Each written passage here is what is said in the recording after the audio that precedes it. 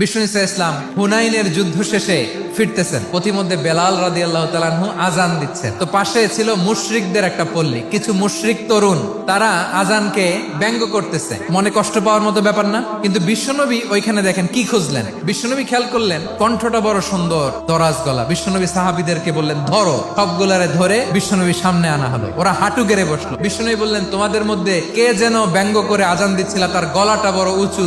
আবু মাহজুরা বলে আমার বন্ধুরা সবাই আমার দিকে আঙ্গুল দেখায়। আবু মাহজুরার মাথায় হাত দিয়ে বললেন এবার আজান দাও দেখি। আবু মাহজুরা বলে আমি তো আজান দিতে জানি না। বিষ্ণুনবী বললেন তাহলে আসো আমি তোমারে শিখাই দেই। বিষ্ণুনবী একটা বাক্য পরে, আবু মাহজুরা পরে, বিষ্ণুনবী পরে, আবু মাহজুরা পরে। আবু মাহজুরা বলে এক একটা বাক্য পড়ি আমার কলিজাটা গলে ঠান্ডা হয়ে যায়। বিষ্ণুনবীর সাথে দাঁড়িয়ে উনি শাহাদা পড়ে মুসলমান হয়ে গেলেন। বিষ্ণু ইসা ইসলাম বললেন যাও আবু মাহজুরা, আমি তোমাকে পৃথিবীর শ্রেষ্ঠতম মসজিদ মক্কার মসজিদুল হারামের মুয়াজ্জিন হিসেবে অ্যাপয়েন্ট করে দিলাম।